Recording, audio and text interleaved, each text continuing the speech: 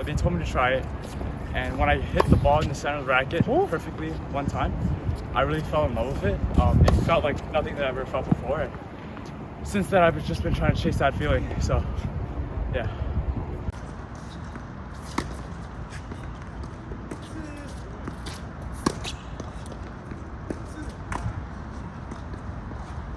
Eric is one of the best tennis partners I've ever had.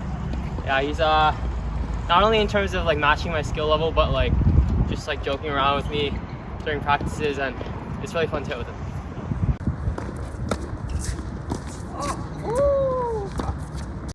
A lot of things, like that shot right there, G1 just says is really hard. A lot of people think that tennis is just like getting the ball in, but being able to close a shot on a really crucial timing like that is really tough in most situations. So it's a lot tougher than people think.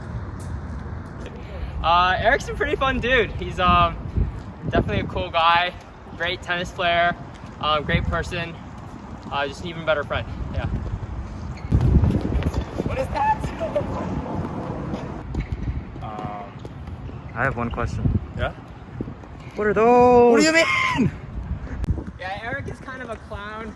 He's really bad at tennis, as you can see, and he's just an overall just really a menace to society.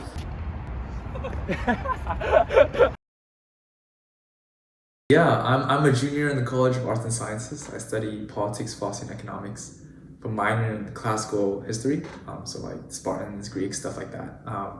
I am really interested in tennis, gaming. It's like you see my setup here. Not good though. I really also I used to play piano, not so much anymore. And genuinely, I just like trying to make people laugh. One of my dreams in the past was to be a stand-up comedian, so I try to put that in like my everyday life too. Seems like a relationship kind of guy. When I first met him, he asked me if I would ever like freeze my eggs to like have kids in the future, which is kind of weird for a first date. But I thought he was really, really sweet.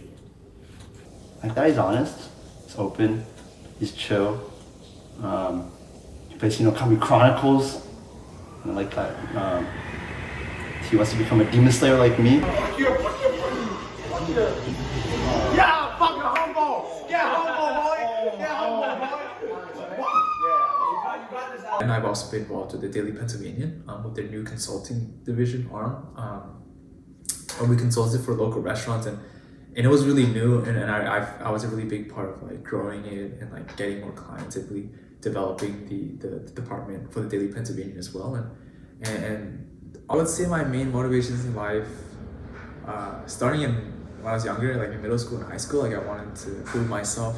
I wanted to make friends, because when I was younger, I was like a really short, fat, nerdy kid who used to give out gum to people as like an incentive to like talk to me, like true story. I didn't know how to talk to guys or girls or anybody. Like I just want friends. So I think my first motivation was to improve myself, to lose weight, to study, to become more social, like watching like YouTube videos. I sound like a loser, but like it's true. So I wanted to like be friends, be cool. And then when I got older, when I got to high school, it was more so about getting into a good college, partly because I'm Asian and like that's what parents really force on their kids, but also because like I really felt like I genuinely loved learning, and like I loved the liberal arts, like I love history, I love all that stuff, and I felt like my school was a particularly complacent school that didn't care too much about academics. So I wanted to be in a place where I felt like there were people like me who genuinely love learning, and coming to Penn, it was a mix of that as well as people just wanting to get jobs, which was an interesting clash too. But then transitioning to my time at Penn, I feel like initially I was like motivated to fit in, like to try to be like everyone else. But then there's like a family emergency that happened in my first semester, and like I had to go back home, and I think that really kind of changed my motivations from kind of immature of like, wanting to prove myself, wanting to make money, wanting to have others that have a high opinion of me, to like really be more responsible for my family and really wanting to take care of the people I care about. And it kind of happened to me earlier in life, but I'm kind of grateful because now I feel like my motivations are more grounded to just be able to take care of myself, take care of the people I love, and spend time with them as much as I can. And since then, like that's been my motivation. Yeah.